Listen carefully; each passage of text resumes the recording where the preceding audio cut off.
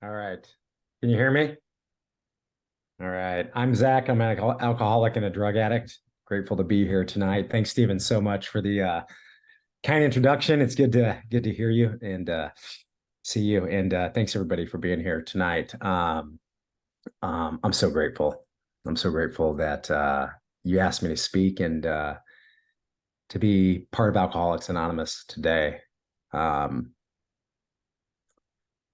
yeah, I'm just a lot of reflection lately, to be honest with you, but and a lot of good reflection. I have to be like super honest here. Like I things, it's kind of been an interesting year, but it's totally okay. And I mean, haven't taken a drink or a drug or anything like that, but like, like work has been a little all over the place. Life's been just unbelievable. I got engaged a few weeks ago.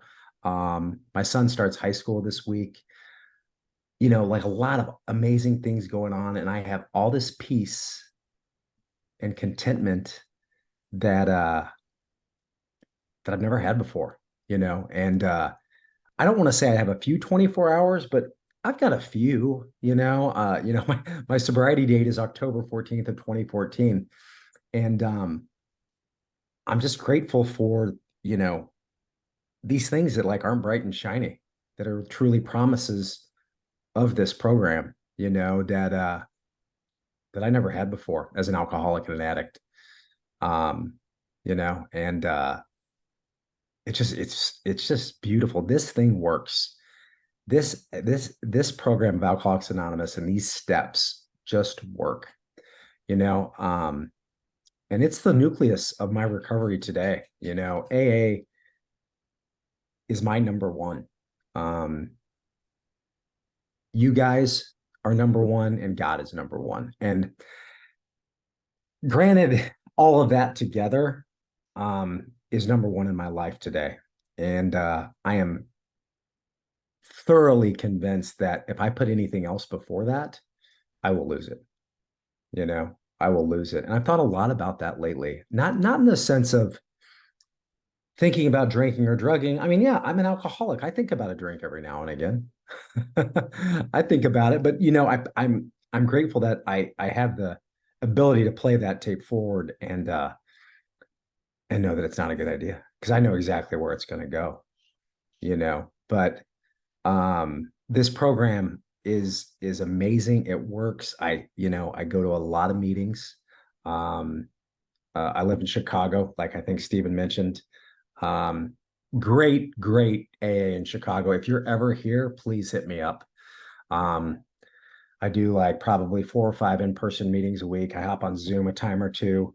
I can't honestly say a week. I used to go a time or two every week, but um, I used to go a lot more than that, obviously during the pandemic. But I have a sponsor. I sponsor other men. I work these steps, and it's number one in my life today. Even when I don't want to go, it's number one. I show up and I do the deal. And that's what AA and you guys have taught me. Um, and not to give you a big drunkalog, drag you guys through the mud or anything, because I'm not any different than anybody else on this screen. And it's so beautiful that we get to do this together. But, like I'm an alcoholic and an addict. I was born this way. And I had the disease of more. I have this disease of more. And when I don't have a program to curb the more, that doesn't go so well. And that's how I lived for a very, very long time. If it made me feel good or it made me feel bad, I wanted it. I wanted more of it. I wanted as much as you can get. And that's why drugs and alcohol were such a great effect for filling that void of a void, a void of insecurity, of restlessness, of I didn't know it was necessarily anxiety then, but I always felt this emptiness in there. And the more of my disease allowed me to find drugs and alcohol because I've always wanted a way out of it. I always wanted a way out of it. And alcohol and drugs gave me that way out. And I remember just like it was this morning. I remember the first time I got drunk. I remember the first time I got high too. And that's how much I knew, like it says in the book, I had arrived. And that's what I was like, I want to do this every day. And I I never did it every day. I was more of a binger, but like once I started, I couldn't stop. And that's where my disease took me. My disease took me to drugs. Drugs are a big part of my story. Like I mentioned, not trying to offend anybody here, but my these weekend binges became 3 days, became 4 days, became 5 days, became weeks long. And then I got to a point where I would, over the years, my life became unmanageable. And I was truly, truly powerless over alcohol and drugs. But I had no idea. I had no idea that it was, I mean, I knew something was a little off.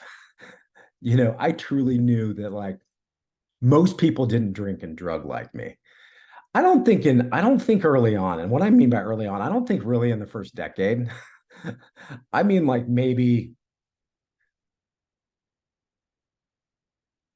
the last decade. So 2 decades of drinking and drugging pretty hard, you know. And I think probably the last, I'm like, you know what, this people don't do this. People don't do it like this. People don't end up in hospitals. People don't end up in jail. People don't end up,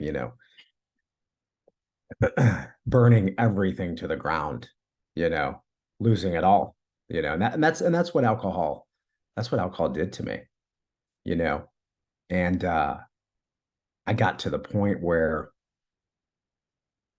I got to the point where like, like kind of the cliche is, but it's so true. I was spiritually bankrupt, I was morally bankrupt, I was financially bankrupt, I was emotionally bankrupt. I had nothing left in the tank, you know. And it took me a long time. It took me a lot of digging. It took me a lot of digging to get there, you know. Um, they say you get to your bottom when you stop digging, you know. And man, I had a lot of bottoms, and relapse at the beginning was a big part of my story, you know. Um, and I'm not saying you have to, because you don't have to relapse. I needed to go through that. Thank God I lived through it. I don't know how, but I did. I did. Thank God for the grace of God. I lived through, lived through it to get here. Because I truly believe that something greater than me brought me into this program. I'm not saying that that has to be the case for everybody, but for me, I needed that. I had kicked my own butt enough where I needed something. I can do it on my own. And I truly believe that no other human could do it for me either, you know. And I also remember like it was probably an hour ago. So this happened almost 9 years ago. I remember I was going back to treatment for the fourth time. I was going back to treatment for the fourth time, been through, tens and tens of detoxes, been through, and I was going back to treatment. I'm a veteran, so I was going to the VA hospital in Milwaukee, and I was in detox, that I was detoxing. I was in detox, getting ready to go to a bed that they had me in the VA treatment center. So I was at the VA hospital getting ready to go or waiting to go. And they let us go to AA meetings off campus, which is I don't I don't know why I don't know how or why that was happening, but it was happening. So, and the reason why I laugh at it is because they let you go. But like, I mean, we're all there under our own, you know, under our own will, right? But so I had this little book and I'm like writing, and I've been in and out of AA before that, but I had never, and I was just at this point, I'm like, I'll do whatever it takes. So I'm writing this book. I'm writing my meetings that I'm going to off campus. I'm like, all right, Monday we're going to go to a meeting. Okay, meeting check. So almost kind of like, when you're staying at a sober home or halfway house, you got to get your meeting checklist signed off. So I was doing that for myself. And all of a sudden, I just had this mindset, this struck by lightning mindset switch. After about 5 or 6 meetings, I'm like, this is the way. This is the only way. I was done. I was done. And in that moment, then I surrendered. I surrendered to the disease. I surrendered to my powerlessness. I just surrendered to all of it then and there. And that was October. That was October 14th of 2014. Or maybe actually, you know what, it's probably a few days before that. But so I've been sober a few days, or after that, I should say, or you know what I'm trying to say. So, anywho, so from there on, I knew that I knew that recovery was the only way, you know, and I was just gonna dive into it, and I did, and I did a 90 and 90. I think I did 100 meetings in 90 days. I got a sponsor, started working the steps. I went back to a sober living house where I lived for about a year.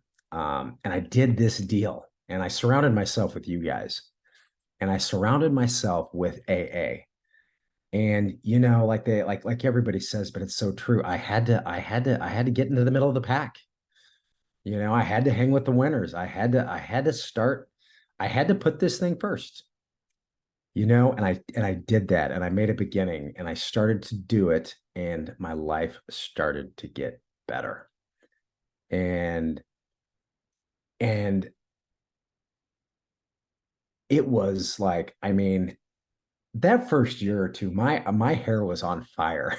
I mean, I was, and I love AA. You know, I loved it then, I loved it now, and you know, but I was excited to be in AA. I was excited to be sober. I was excited to, you know, to start living a different life. You know, and don't get me wrong. I mean, it has. I mean, right, life still happens, and I think that's just the beautiful thing about this program is that, you know, not only are we the lucky ones, you know, we're such a there's we are such a small percentage of people that have this thing that get the chance to do this, you know, you know, like this is like, I mean, this is it. Like this is the miracle, you know. So many people don't get it. Don't get it. They go back out, you know, and I'm just like, and you know, it's it's sad, but I feel very lucky. And you know, like where I was going with that was like life still happens, you know, life still happens. Life, these like life gets bigger, life gets fuller. Like we have these, you know, we get these relationships, we get our jobs back, we get, you know, we get these, you know, we get different things, and life still happens, and it's not rainbows and butterflies every day. It's, you know, I mean, but like we have the we to and God and these steps to be able to take life head on. Like we don't have to take it head on. Actually, like we don't have to take it head on. That's what I did my whole life was by myself. We get to do it together, you know. And it's still like it's still a bit of a battle, you know, sometimes, you know, but like that's when I pick up the phone and I call my sponsor, I call my part of my squad, or I call whoever, or I reach out to a newcomer and I say, you know, what's happening? How's your day? Let's grab a coffee, you know, and that immediately reminds me why I'm here, you know. It just immediately helps me let go of what I think my problem is, which is typically nothing, you know. Um, and like I said when I first came on, like my life is, I mean, my life is completely different today. I'm living this, you know, life beyond my wildest dreams today because of Alcoholics Anonymous. Um, my fiance's in the other room. Like I said, I got engaged. I never ever in a million years thought that that would happen. We have a beautiful home. We have dogs. We have, you know, we both have jobs. My son is starting high school this week. Like I would have none of that at all if it wasn't for this. If it wasn't for you guys. If it wasn't for AA, you know. And you know, one day at a time, I still get to I still get the chance to apply these steps to my life. And I do. I try to do it every day, and I wake up, I hit my knees in the morning. I do 10 to 15 minutes of meditation. I pick up the phone, I call a few people, beginning of my day, kind of my 10-step people, just check in on the day that's ahead, the day that happened, before, call people throughout the day, hit a meeting. Um, and then I also use the 11th step a lot with staying connected to my higher power. And I've been thinking about that a lot lately too. And I've been really using it a lot. Um, just constantly turning things over, not only from 3, but even into 10 and even into 11, is taking inventory of where I'm at spiritually. Am I on the beam? You know, have I, am I doing the next right thing? Am I doing God's will? Am I staying connected to my higher power? Am I pausing and not reacting? Do I owe somebody an amends? That's what I try to think about, throughout the day. And I'm only able to do that is if I keep showing up at these meetings and keep doing the deal and keep, staying connected to you guys. If I don't, I forget very quickly. I was a slow learner, still am, and I'm grateful for that. But I also forget very quickly, you know, on how to do this thing too. If I don't show up, yeah, I might glide or float for a day or two, a couple days, but I'll get crispy very quickly, and then I know what I need to do. I got to get back on the beam because it's not about me. It's about people around me. Like, I'm fine, I'm edgy, but like, so what? Like, it's why am I? I'm gonna. It's more about the people around me that have to deal with me, and I feel bad for them, you know, than it is me. Like, I'll just go isolate in my hole, and no, not trying to do that today. Um, but again, like I was saying, I kind of got off the highway there a little bit. But like, I've really been using the 11th step a lot lately through, staying in conscious contact with my higher power, um, doing a lot of praying, doing a lot of meditating. And like I said, like, my morning routine involves a lot of, I meditate every morning. I meditate a little bit before I go to bed. And, it just keeps me calm, connected to my higher power. It helps that hamster wheel in my head subside a little bit. It helps me not react. It helps me consider God before everything, in my life. It helps me just flow through the day, and I also notice too, if I do it at night before I go to bed, I sleep better and then I wake up a little more sound. And I know this isn't really like an 11 step meeting, but I just wanted to share that with you guys. Um, but again, I love AA. I love AA. I love the steps. I love this program. Um, I'm so grateful to be here, and thanks so much for letting me speak.